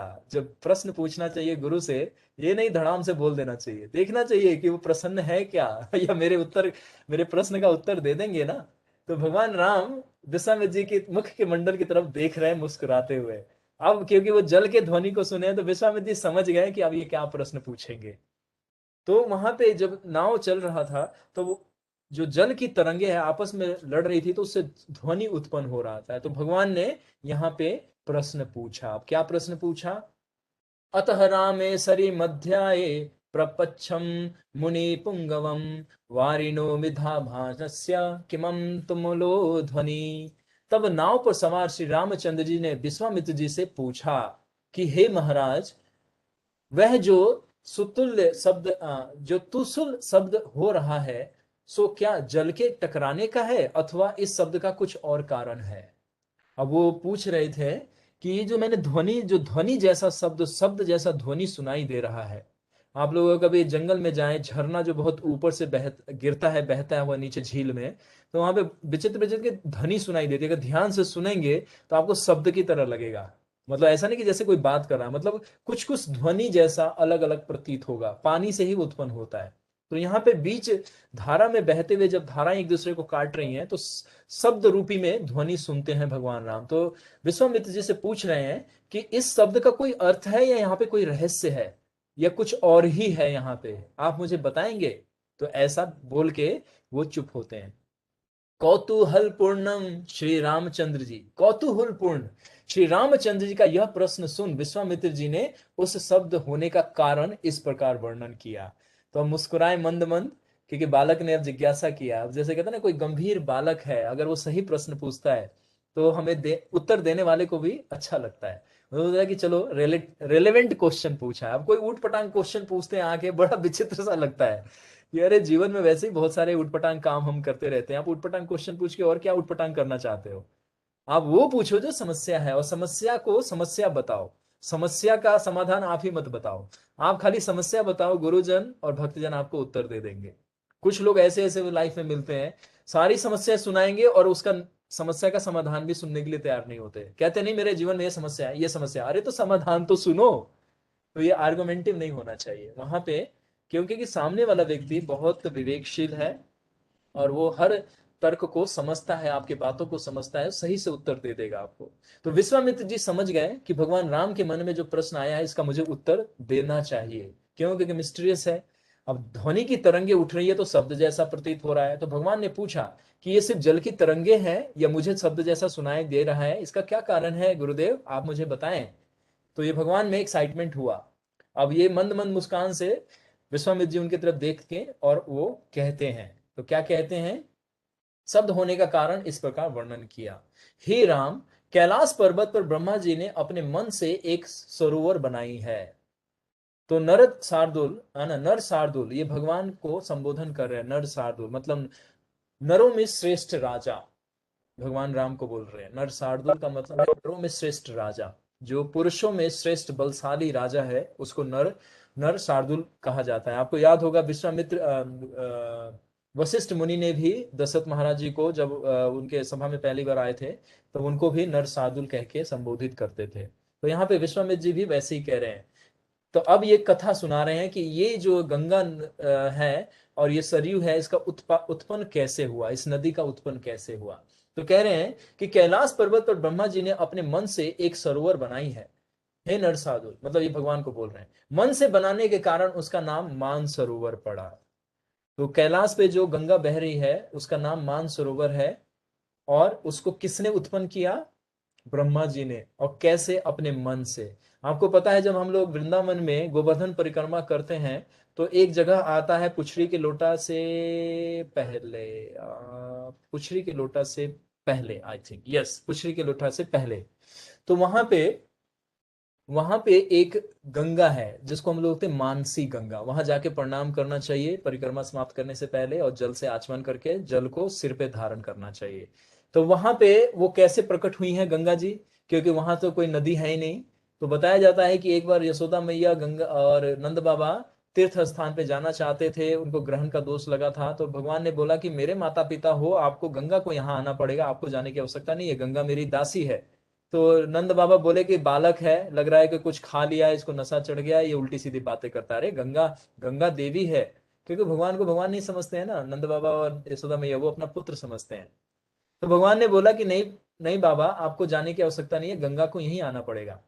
तो भगवान ने तुरंत गंगा को स्मरण किया और गंगा वहीं पे प्रकट हो गई। और उसी स्थान पे अनंत बाबा, यशोदा भैया, ब्रजवासियों को भगवान ने बोला कि आप लोग गंगा जाने की जरूरत नहीं है, किसी भी तीर्थ स्थान पे जाने की जरूरत नहीं है, वृंदावन में सारे तीर्थ आके यहाँ पे शरण लेते हैं, तो आप लोग इस गंगा में स्नान कीजिए, आपका दोष हट जाएगा। तो उसी स्थान का नाम क्या है ना, क्या नाम है? मानसरोवर गंगा, मानसी गंगा। मानसी गंगा जो कि गोवर्धन परिक्रमा में हम लोग करते हैं, और वहां पे हम सारे भक्तों को जाना चाहिए। कोरोना हटने दीजिए तो ये सारे स्थान पे आपको लेके चलेंगे और सारी कथाएं भी सुनाएंगे उसी स्थान पे। तो ये तो कथा था ब्रज का। यहाँ पे ब्रह्मा जी उसी तरह से मान सरोवर मतलब उसी गंगा जी को अपने मन से प्रकट करते हैं कैलाश पर्वत पे, इसीलिए उस स्थान का मान सरोवर पड़ा। और वही मान सरोवर का जल जो बह रहा है वो नीचे की तरफ आ रहा है, और उसका क्या नाम पड़ेगा तो अब सुनिए आगे। ब्रह्मा के उसी मान सरोवर से निकली हुई पवित्र सरयू नदी जो अयोध्या होती हुई बहती है। अब आपको पता चल गया। ये पहले कहीं आपने नहीं सुना होगा कि सरयू नदी कहां से आया, अब आपको पता चल गया कि गंगा नदी है ये, और ये गंगा नदी ही सरयू नदी के नाम से जाना जाता है। ये कैलाश से निकला है, और कैलाश पे उत्पत्ति स्वयं ब्रह्मा जी ने तप करके अपने मन से प्रकट किया था। और यही सरयू नदी बहते हुए अयोध्या नगरी से होके आगे गंगा जी में जाके मिल जाती है, जो अभी हम पढ़ रहे थे, और आगे जाके समुद्र में इनका मिलन हो जाता है। तो ये बता रहे हैं कि उस स्थान का क्या महत्व है, और वो शब्द ध्वनि था तो उसका अर्थ ये इस रूप में बता रहे हैं। यहां गंगा जी से मिलती है, जहां पे वो ध्वनि उत्पन्न हो रहा था वही जंक्शन पॉइंट था। अब आपको समझ में आ गया, दो लहरें मिल रही थी, सरयू नदी और गंगा। तो ये दोनों का जो स्थान था उसी बीचों बीच में वहां पे प्रश्न पूछे थे। तो ये उसी दोनों के मिलन का शब्द ध्वनि उत्पन्न हो रहा था, और तब इन्होंने बताया कि सरयू नदी का उत्पत्ति इस तरह से हुआ। यहाँ गंगा जी से मिलती है, यानी कि इसी स्थान पे सरयू नदी गंगा जी से इनका मिलन होता है। तो वहीं पे वो ध्वनि सुनाई दिया था। उन दोनों सरिप्राप्तों के जल को परस्पर टकराने से यह शब्द उत्पन्न हुआ। तो विश्वामित्र जी ने कहा कि हे राम, हे राजकुमार, आपने जो ध्वनि सुना है वो कोई विशेष नहीं, उसका कारण ये है कि एक तरफ से सरयू नदी और दूसरी तरफ से गंगा यहाँ पे आके वो मिलन होता है, तो दोनों का जो लहरें हैं आपस में टकराती, उससे ध्वनि उत्पन्न हुआ। तो ये जो है वो जंक्शन पॉइंट है, यानी कि यहाँ पे वो सेंटर पॉइंट है जहां पे दोनों मिल रहे हैं। तो अब आप लोगों को क्लियर हो गया। इन दोनों परित्रापों के जलों को परस्पर टकराने से शब्द हो रहा है। आप इनको मनोयोग पूर्वक प्रणाम करें। अब जल में है तो वहां तो दंडवत प्रणाम नहीं कर सकते या पंचांग प्रणाम नहीं कर सकते, तो ये भी एक एटिकेट होता है। जब हम गंगा जी के ऊपर जब हम सवारी कर रहे होते हैं, या कभी ट्रेन, जैसे गंगा जी में कभी भी हमें मल या ऐसा कोई भी चीज हमें नहीं डालना चाहिए जो अपराध है, क्योंकि गंगा माता के प्रति अपराध होता है। इसीलिए हम जब ट्रेन में ट्रेवल करते हैं तो जब भी ब्रिज से कोई चीज गुजरता है उस समय में हमें टॉयलेट या वॉशरूम में नहीं होना चाहिए। ये बहुत बड़ा अपराध होता है। पद्म पुराण में, अन्य पुराणों में बड़ा अपराध बताया गया नदी के प्रति और अन्य जीवों के प्रति। तो यहाँ पे क्योंकि भगवान नाव के अंदर सवार हैं, तो विश्वामित्र जी क्या बता रहे हैं कि मन योग से, यानी कि मन से उनको प्रणाम करना चाहिए। जैसे हमारी कभी कभी ऐसी स्थिति होती है कि हम फिजिकली किसी को प्रणाम नहीं कर पाते, तो हमें मन से जरूर प्रणाम करना चाहिए, उससे हमें कृपा मिलता है। तो विश्वामित्र जी ने कहा कि हाथ जोड़कर आप इनको मन से प्रणाम कर दीजिए, क्योंकि नाव है, नाव इम्बैलेंस हो सकता है इधर उधर बैठेंगे तो इसीलिए मन से प्रणाम करने के लिए बताया गया। तो हमें भी जब हम कभी भी गंगा या कभी भी कोई भी नदी से अगर गुजर रहे हो, नाव में बैठे हो, तो हमें मन से प्रणाम करना चाहिए। या पहले ही किनारे पे, ज्यादातर हम अपनी बात कर रहे हैं, हम लोग जब भी जाते हैं जिस नदी पे, तो हम नदी के किनारे ही उसको उनको अपने पैर से स्पर्श करने से पहले जल को चरण हम उनको माथे पे धारण करते हैं, आचमन करते हैं, अपने शरीर को पवित्र करके क्षमा याचना करके, क्योंकि हम कोई अपराध ना कर दें। उस गंगा के तट पे हम गंगा माता को प्रणाम करके उसके बाद नाव में बैठते हैं। जब भी हम लोग परिक्रमा करते हैं या जल जल नाव विहार करते हैं, जैसे हम यहाँ पे भी वृंदावन में जाते हैं केसी घाट, तो वहां पे भी थोड़ा बोटिंग का व्यवस्था है, तो वहां पे भी हम लोग पहले जमुना माई को प्रणाम करते हैं, उसके बाद ही हम आगे बढ़ते हैं। तो इसी तरह से यहाँ पे विश्वामित्र जी ने राम लक्ष्मण को कहा कि आप इनको मन से, है ना, प्रणाम कर दीजिए। ये वही स्थान है जहां पे दोनों का मिलन हो रहा है। दोनों राजकुमार ने चलते हुए बड़े भयानक निर्जन वन देखा, अब आगे बढ़ा। हम्म? दोनों राजकुमार ने उन नदियों को प्रणाम किया, इतने में उनकी नाव दक्षिण तट पर जा पहुंची। दक्षिण तट पर, यानी कि जो सरयू नदी और जो गंगा, तो अब दक्षिण तट पे, उत्तर तट से चले थे, अब दूसरे तट पे पहुंच गए, तो दक्षिण तट पे जा पहुंची। अब जब किनारे पे पहुंचे तो फिर से एक्साइटमेंट, क्योंकि जंगल है, अब हर पद पे एक एक एक्साइटमेंट आता जाएगा। तो वहां पे, अब यहाँ पे सरप्राइजिंग वाला है, मतलब यहाँ पे कौतूहल नहीं है, अब थोड़ा सा ग्रेव हो गए, क्योंकि जंगल देख रहे हैं, विशाल जंगल देख के बालकों को डर लगता है ना। जैसे हम लोग भी जाते हैं, कोई घना जंगल हो तो डर इसलिए नहीं लगता कि जंगल में पेड़ पौधे देख के डर लगता है, डर इसलिए लगता है कि कोई कहीं से सांप ना निकल जाए, कोई बिच्छू ना निकल जाए, कोई है ना भालू ना आ जाए, कोई बंदर ना आ जाए, बड़ा सा बानमानुस, या कोई शेर ना आ जाए, कोई चीता ना आ जाए, कोई भालू ना आ जाए, हमें कोई नुकसान पहुंचा देगा, तो डर लगता है। भाई जंगल है, कहीं से भी कोई भी आक्रमण कर सकता है। तो यहाँ पे भगवान राम और लक्ष्मण आश्चर्य से भयभीत हो गए, और थोड़ा सा आईज इनका ओपन हुआ और देखे कि इतना विशाल और घना जंगल। तो अब प्रश्न पूछेंगे यहाँ पे भी कि ये क्या है गुरुदेव। तो ये तीसरा चौथा प्रश्न है इनका। इतने में नाव दक्षिण तट पर जा पहुंची, और वहां पे तीनों नाव से उतरकर आगे चले। तीनों कौन? विश्वामित्र जी, लक्ष्मण और राम। सह वनम घोर संकास दृष्टा ने पर्व आत्मजः अभिप्रहतम वैक्षावकम प्रवक्षाये मुनि पुंगवम। दोनों राजकुमार ने चलते हुए एक बड़ा भयानक निर्जन वन देखा। ये वही वन है जहां पे अब असुर का आगमन होगा। उस निर्जन वन को देख रामचंद्र जी ने विश्वामित्र जी से पूछा, ओहो ऋषिवर। अब यहाँ पे सरप्राइजिंग है, ओहो शब्द जो है ये मतलब एक्साइटमेंट तो है, हैप्पीनेस है, लेकिन यहाँ पे क्वेश्चन वाला भी मार्क है अंदर कि ओहो।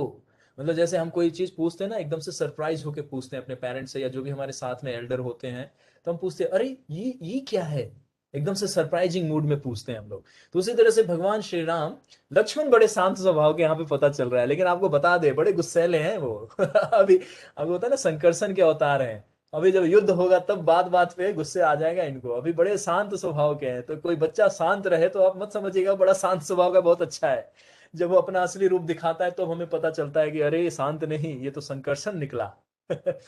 तो यहाँ पे जितने भी प्रश्न पूछ रहे हैं भगवान राम पूछ रहे हैं, क्योंकि बड़े हैं और उनमें कौतूहल ज्यादा है। यानी कि इससे पता चल रहा है कि भगवान राम बचपन में बड़े इंक्विजिटिव थे, जिज्ञासु होते हैं। तो हम भक्तों को भी जिज्ञासु होना चाहिए, क्योंकि भगवान को, है ना, आर्तो आरती ज्ञानी जिज्ञासु, चार तरह के भक्त पसंद है, जिसमें जिज्ञासु ज्यादा पसंद है। और उसी तरह से अंतरात्मा जी को भी जिज्ञासु स्टूडेंट बहुत ज्यादा पसंद है।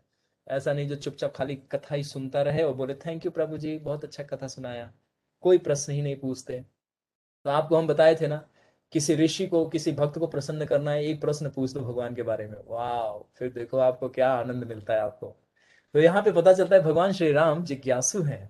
हर बार उनको जो भी चीज दिखता है बड़े गंभीर होकर प्रश्न पूछते हैं। तो हम लोगों को भी जिज्ञासु होना चाहिए, शास्त्र के बारे में जानने का इच्छा होना चाहिए, भगवान के बारे में जानने का इच्छा होना चाहिए, माला को गुह्यतम रूप से और कैसे किया जाए ये जानने का इच्छा होना चाहिए। लेकिन हम लोग कितने लेजी हैं, जितना है उसी से खुश हैं। हम कहते हैं इतना है, अब औरों की जरूरत नहीं, बस जितना है उतना काफी है। लेकिन वास्तव में क्या है, थोड़ा है, थोड़े की जरूरत है। तो वो थोड़ा कभी खत्म नहीं होना चाहिए जब तक कृष्ण सामने आके नहीं बोले, hey I am here, your search in and here. ओहो ऋषिवर, यह वन तो बड़ा ही भयानक दिख पड़ता है, ये भगवान राम बोल रहे हैं। ओहो ऋषिवर, ये बहुत भयानक दिख पड़ता है। तो इससे पता चल गया आप भगवान की आइज बड़े हो गए।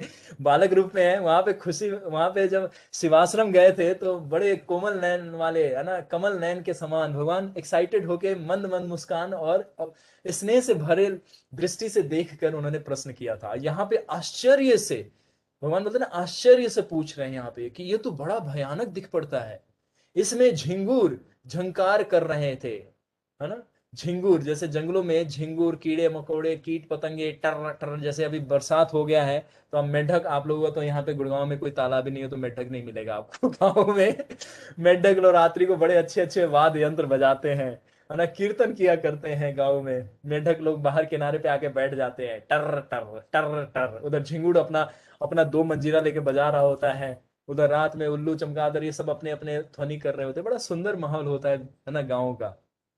तो यहाँ पे जंगल में क्या कर रहे हैं, झिंगुर की आवाज सुनाई दे रहा है भगवान राम को, झिंगुर की आवाज। और ये बड़े बड़े भयंकर जीवों के नाद, है ना, यह परिपूर्ण, और बाज पक्षी भी वही दारुण बोली बोल रहे थे।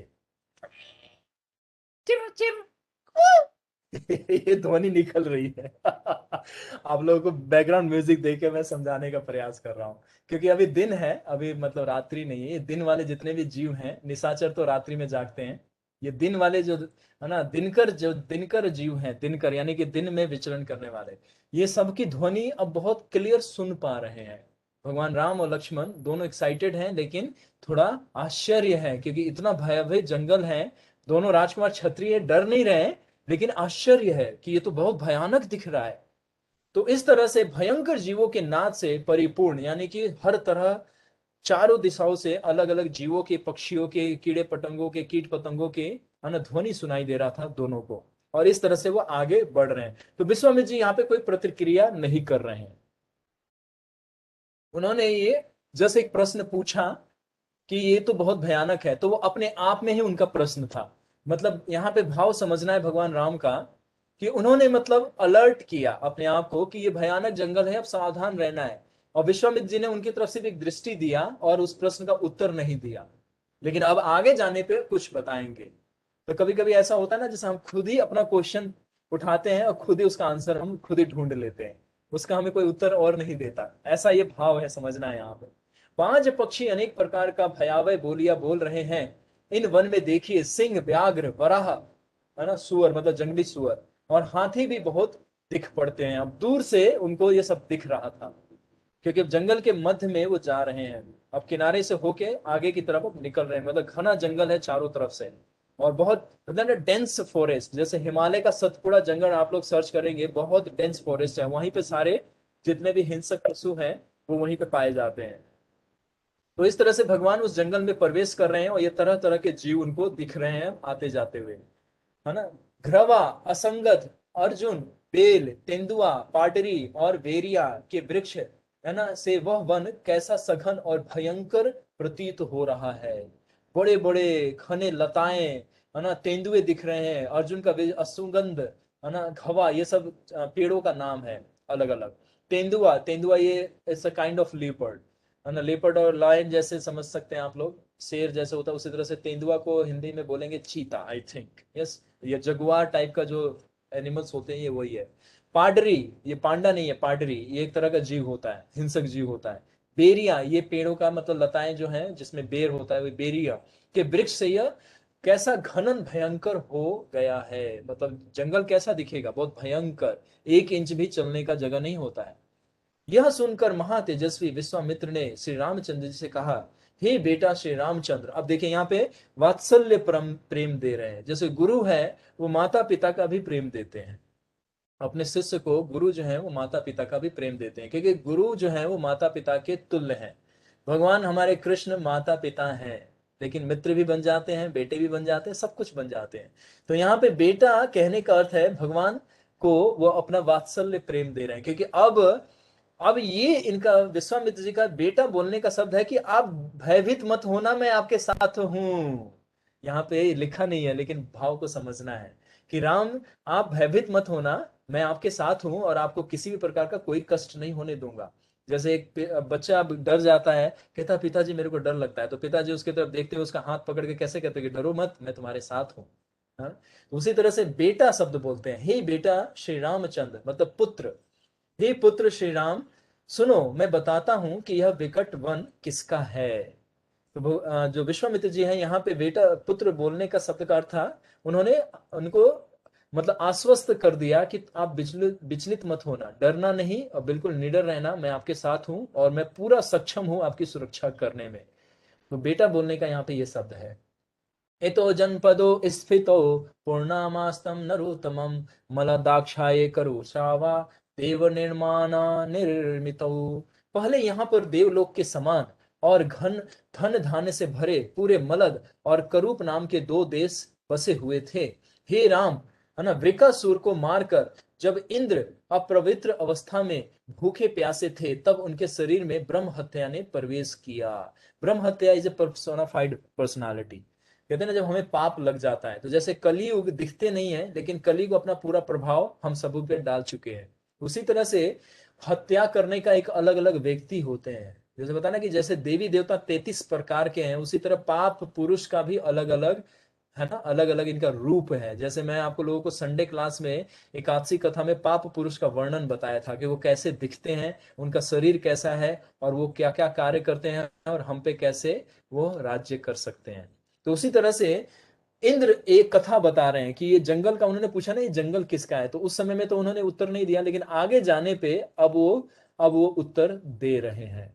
तो बता रहे हैं कि सुनो राम, ये जो कथा ये जो जो वन देख रहे हो घना वन, ये किसका था और अब ये कैसे इस तरह से क्यों हो गया। ये पहले बड़ा सुंदर था, तो वो सुंदर कैसे था, ये कथा अब विश्वामित्र जी सुनाने जा रहे हैं। इसका उत्पत्ति कैसे हुआ, कौन यहाँ पे आके इसको इस तरह से बना दिया, इसका दो नाम भी आएगा आगे चल के। तो बोलते हैं, हे राम, वृकासुर को मारकर जब इंद्र अपवित्र अवस्था में भूखे प्यासे है ना थे, तब उनके शरीर में ब्रह्म हत्या ने प्रवेश किया। तब इंद्र को देवता और तपस्वी ऋषियों ने प्रथम गंगा जल से, फिर बड़े घरों में भरे मंत्रपुत्र जल से उनकी अपवित्रता दूर करने के लिए स्नान कराया। अब यहाँ पे एक छोटी सी कथा आएगी। तो भागवतम का आप लोग, अगर मैं ये कथा नहीं करूंगा क्योंकि भागवत का कथा है और यहाँ पे इनका लिंक नहीं है, लेकिन फिर भी शॉर्ट में बता देता हूँ।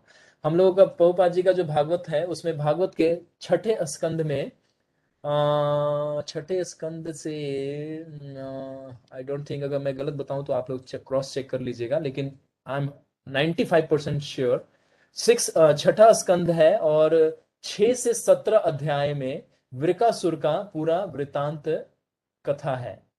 वृकासुर चित्रकेतु होते हैं पूर्व जन्म में, और पार्वती जी ने उनको श्राप दे के उनको असुर बना देते हैं।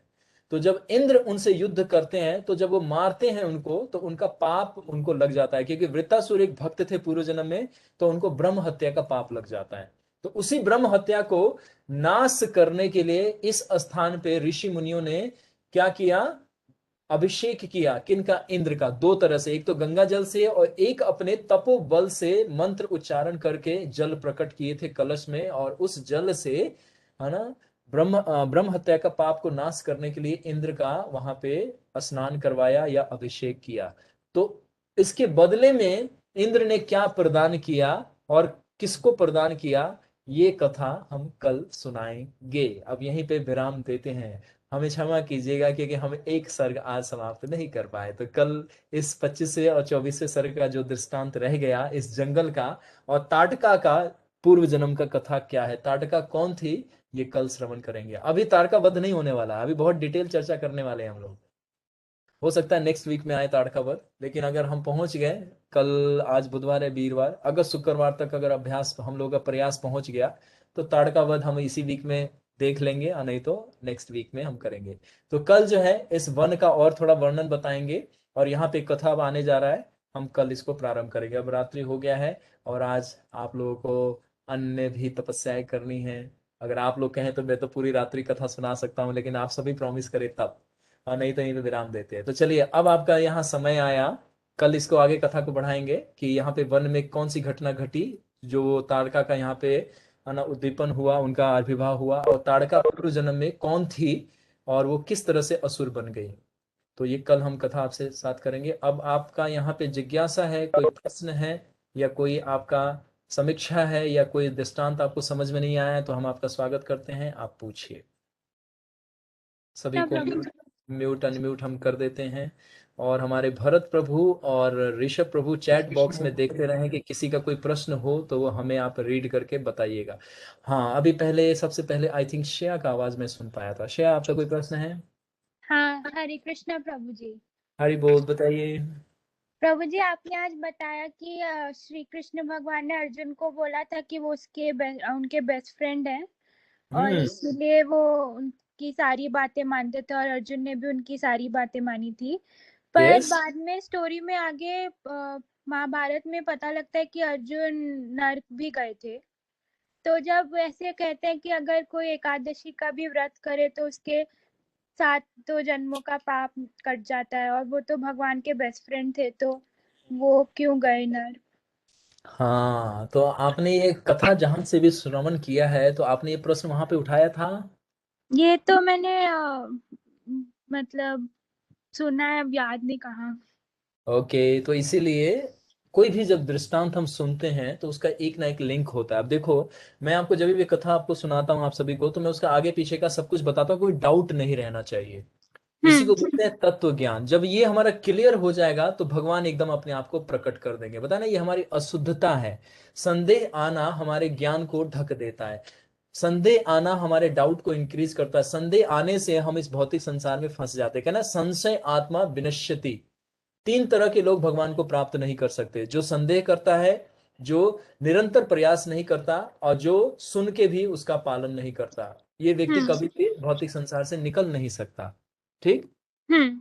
तो आपने जो सुना है उसी का ये आगे का दृष्टांत मैं आपको बताता हूँ। ये महाभारत में, आपने बिल्कुल सही बोला, महाभारत का ही ये सारा दृष्टांत है। और महाभारत में पूरा डिटेल से हर कैरेक्टर का पास टाइम बताया गया है, और हर कैरेक्टर का दृष्टांत दिखाया गया है। जैसे आपको एक उदाहरण देता हूँ। जब भगवान जब मैं आपका उत्तर दूंगा, लेकिन आपको एक कथा से लिंक करके फिर मैं आपको दिखाता हूँ कि भगवान की कैसी व्यवस्था होती है।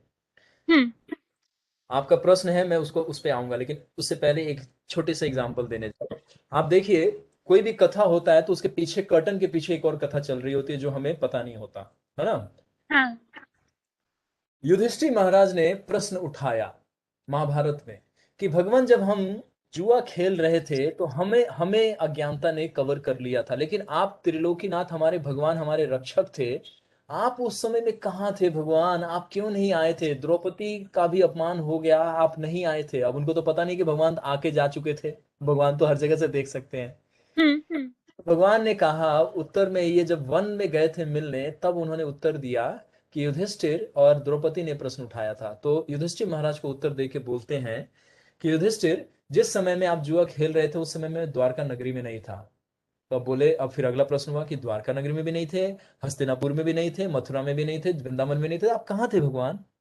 तो उन्होंने बोला कि उस समय में साल्व साल्व ने मेरे द्वारका नगरी पे आक्रमण किया था। और वो कब किया था? जब मैं आपके राष्ट्र यज्ञ में शिशुपाल का वध किया था। तो जब आप गैम्बलिंग मैच खेल रहे थे उस समय में मैं साल्व से युद्ध कर रहा था, और जैसे मुझे खबर मिला मैं आपको वन में मिलने आया। तो अब ये कथा सामान्य लोगों को नहीं पता, तो वो क्वेश्चन उठाते हैं कि भगवान उस समय में कहाँ थे जब द्रौपदी का चीर हरण हो रहा था, और अपने मित्रों की रक्षा क्यों नहीं की? तो भगवान का एक कार्य नहीं है, भगवान बहुत सारी कार्य एक साथ कर रहे होते हैं। तो भगवान ने स्वयं उत्तर दिया। तो उसी तरह से आपने प्रश्न पूछा कि उनको नर्क जाना पड़ा, तो आपको नहीं पता है कि नर्क वो नहीं गए थे, वो अपनी इच्छा से गए थे। पांचों पांडव और युधिष्ठिर महाराज भी गए थे। अब इनका बताया जाता है कि युधिष्ठिर महाराज को पाप लग गया था भगवान की बात, तो उसी उस वो भी दृष्टि है, लेकिन उसका डिटेल चर्चा अभी नहीं करेंगे। जब वो दृष्टांत कोई आएगा तब। तो वो खाली गए थे इसलिए क्योंकि दुर्योधन और कौरव वहां पे बहुत पीड़ा में थे, बहुत दुख में थे।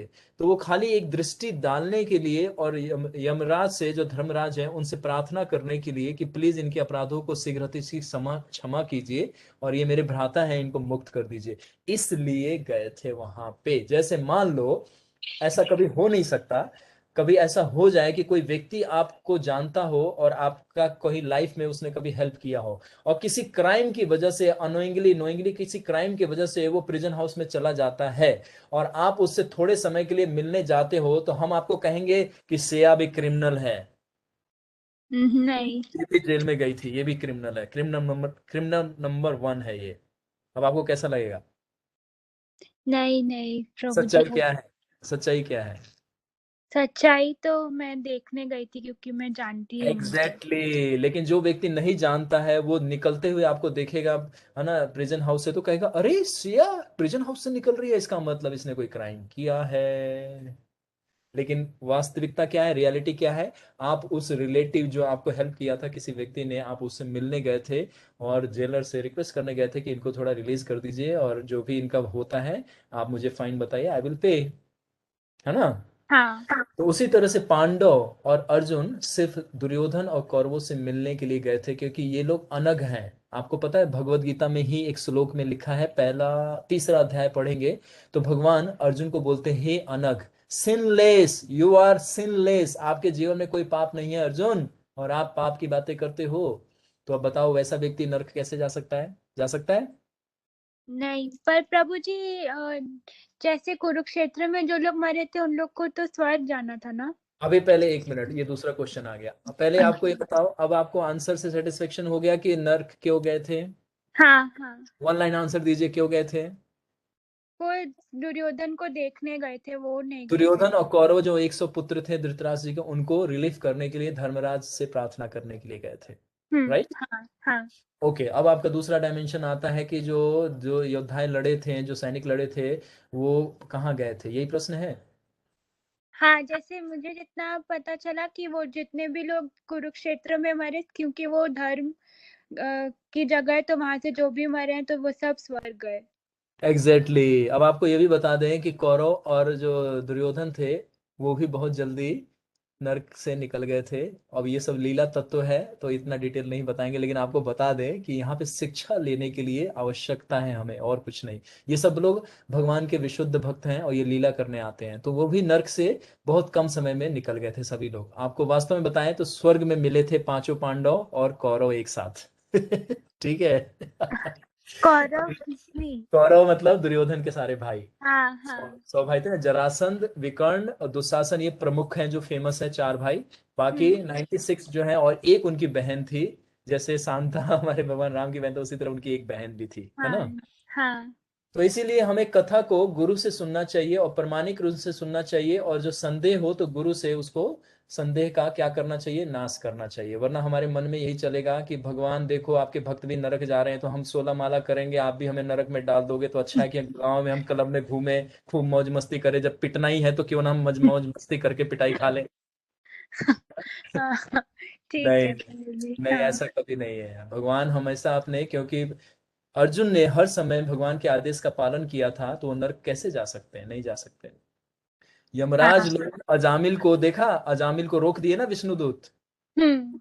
तो आप बताओ, ये प्रमाण है ना कि भगवान रक्षा करते हैं अपने भक्त की। तो हाँ हाँ इसलिए आपको भी 16 माला करना है अच्छे से, और ना भागवत भगवत गीता सुनना है, पढ़ना है, और भगवान का सबसे बेस्ट भक्त बन के दिखाना है। आपको बनेंगे? हाँ प्रभु जी। यस, तो चलिए, ऑल ब्लेसिंग। ठीक है, thank you. Okay, thank you. Next Hare किसी कृष्णा और प्रभु प्रभु की जी, भक्ति। दंडवत प्रणाम। शाली माता जी, आपको थोड़ा सा विलंब करेंगे, और एक कोई भक्त, आई थिंक रवि प्रभु थे, और कोई और पूछ रहे थे, किसी का एक प्रश्न था, श्रेया से साथ में ही वो भी बोले थे। आई डोंट थिंक कि रवि प्रभु, आई हरे थिंक यहाँ कृष्ण नहीं है, प्रभु। रवि प्रभु। नितिन रवि प्रभु। प्रभु नहीं आपका नहीं प्रभु जी, मेरा प्रश्न नहीं था। ओके, नितिन प्रभु। मैं ओके ओके, नितिन प्रभु, गो अहेड नितिन प्रभु। प्रभु जी, जैसे आपने बताया कि जो ये नदी है, जो सरयू नदी, वो कैलाश से निकली थी। हाँ, और गंगा नदी है, प्रभु जी, वो कहाँ से निकली थी? गंगोत्री से। देखो ये ना गंगोत्री, और ये जो है वो गौ का मुख जो बोला जाता है उसी को गंगोत्री है। वो अलग अलग स्थानों से, गंगा एक ही है आपको पता है, तो एक ही नदी पूरी पृथ्वी पे बहती है, लेकिन अलग अलग जगह पे जाने से इसका नाम परिवर्तित होता जाता है, आपको वास्तविकता बताएं तो।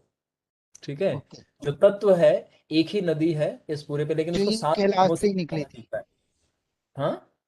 जो मतलब एक नदी जो कैलाश पर्वत से जो शिव जी के जटाओं से निकली थी वही है। भगीरथ देखो सबसे पहले मैं आपको बताऊं, इस पृथ्वी पे गंगा नहीं आई थी।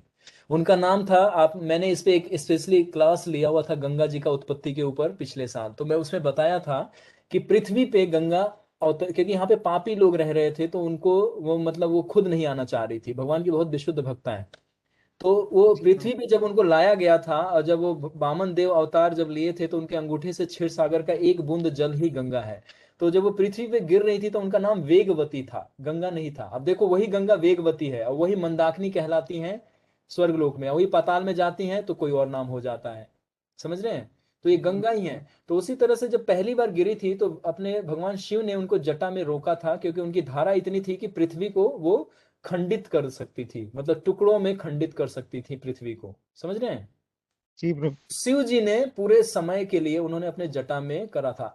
उसी तरह से जब भगीरथ की कथा आती है, और ऋषि लोग, ऋषि जो 60,000 पुत्र थे, आई फॉरगेटन दैट नेम, रुक जाओ मैं आपको नाम याद आ जाए तो मैं बता देता हूँ। पुलह ऋषि, पुलह आई थिंक, पुलह और आई डोंट नो, मांडू सांडुल, ऐसी कुछ नाम है, थोड़ा सा रिकॉल नहीं हो रहा मुझे, आएगा तो मैं आपको अगली क्लास में बता दूंगा। तो 60,000 पुत्रों को श्राप जी मिला था, उनकी मृत्यु हो गई थी। तो भगीरथ जी जब गए थे और शिव जी से आराधना करके, प्रॉमिस करके कि मैं गंगा को पवित्र रहने की पूरी साधन दूंगा, इनको पृथ्वी पे आने दीजिए, तो जब वो लेके आए तो उसी गंगा का पहला नाम भगीरथ गंगा पड़ा। समझ रहे हैं? जी प्रभु।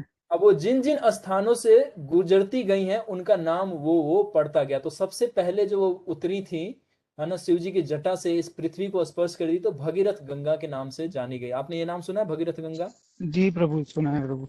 हाँ, और वही जब आप सप्त ऋषि जब तपस्या कर रहे थे, ये हड़की पौड़ी और इधर आप काशी की तरफ जाएंगे तो वहां पे सप्त ऋषि का आश्रम भी है, आपको पता ना, वहां पे सप्त गंगा कहलाती है वही, हाँ जी क्योंकि प्रभु। 7 धाराओं में वो परिवर्तित हो गई थी वहां पे। जी तो प्रभु। आपको एक लाइन में आंसर ये समझना है कि गंगा एक ही है, उनका नाम अलग अलग, उनकी लीला या उनका कोई घटना है या कोई स्थान विशेष से वो जान, जैसे यही गंगा बंगाल में जाती है जो जानवी गंगा कहलाती है, क्योंकि जानवी जो ऋषि थे उन्होंने पी गए थे इसी भगीरथ गंगा को, तो फिर उनके जांग से प्रकट हुआ तो उस स्थान का नाम पड़ गया जानवी गंगा। समझ रहे हैं? जी प्रभु। यानी कि वो जानवी ऋषि के जंघा से, यानी कि थाई से वो प्रकट हुई थी। अब ये सब जी दिव्य लीलाएं हैं, आपको थोड़ा सा प्रतीक्षा करना पड़ेगा सब श्रवण करने के लिए, ठीक है? जी प्रभु। तो आप जो कह रहे हैं कि आपने क्या नाम बताया गंगा का? गंगोत्री। गंगोत्री। तो ये जो नाम है, गंगा एक ही है, इनका स्थान पे नाम परिवर्तित होता जा रहा है, इसीलिए उनका नाम अलग अलग आपको सुनने को मिलता है। अब क्लियर है? जी प्रभु। इसमें और कोई प्रश्न बट है आपका? मतलब लोग मतलब जैसे सुना है कि गंगा गंगोत्री से ही निकली है, मतलब मोस्टली लोगों से यही सुना है तो कि गंगोत्री गंगा। क्या है, पहले आप ये बताएं, गंगोत्री से निकली है, गंगोत्री क्या है? गंगोत्री एक जगह है, मतलब मतलब पहाड़ एग्जैक्ट, है एक। वही वही मैं कह रहा हूँ ना, गंगोत्री वही एक स्थान है जहां से वो निकलती हैं। अब वही गंगा आगे जाके भगीरथ कहला रही है, वही गंगा आगे के जानवी गंगा कहला रही है ना, तो आगे जी उनका नाम प्रभु। बदल जा रहा है क्योंकि लीला होता जा रहा है। जैसे भगवान का नाम है गिरधारी, तो भगवान का नाम क्यों पड़ गया? क्योंकि गोवर्धन पर्वत को उठाया। फिर उनका नाम हो जी गया गोपाल, क्यों? क्योंकि गोपाल गायों को चढ़ाते हैं। गोपाल इसलिए भी नाम है क्योंकि इंद्रियों के स्वामी है। फिर ऋषिकेश नाम हो गया, तो ऐसा थोड़ी ना ऋषिकेश गए थे तो ऋषिकेश नाम हो गया, क्योंकि इंद्रियों के स्वामी है। तो जैसे जैसे लीला करते हैं, जैसे जैसे अपने चरित्र को वो प्रकट करते हैं, नाम वैसे वैसे उनका पड़ता जाता है। उसी तरह से गंगा देवी एक है, लेकिन जिस जिस स्थान से बहती है तो उस स्थान की महिमा इतनी बढ़ाने के लिए वो नाम अपना वो दे देती है। समझ पा रहे हैं आप? जी प्रभु। तो गंगोत्री एक स्थान है, उस स्थान का भी लीला है कि वहां पे गंगोत्री कैसे उनका उत्पत्ति हुआ। ये सब शिव जी से जुड़ा हुआ कथा है ये सब। तो अभी हम शिव जी जी का प्रभु। जब कोई ऐसा चलेगा चर्चा तभी बता पाएंगे आपको, ठीक है? जी प्रभु। तो अभी समझ में आ गया कि वही। इनका नाम अलग अलग क्यों है, क्योंकि स्थान से हाँ जुड़ी जी, हुई हाँ है, जी। इसीलिए। हाँ जी, हाँ जी। ओके, ठीक है नितिन प्रभु, और कोई प्रश्न आपका? बस प्रभु यही था। ठीक है, thank you, thank you thank you so for much. Communication. Okay, Shalini माता जी, अब आपका लास्ट क्वेरी। दंडवत प्रणाम प्रभु जी। अभी जन्नत। जैसे श्रेया पूछ रही थी कि दोनों जो है कौरव और पांडव स्वर्ग में मिले थे जैसे आप बता रहे थे।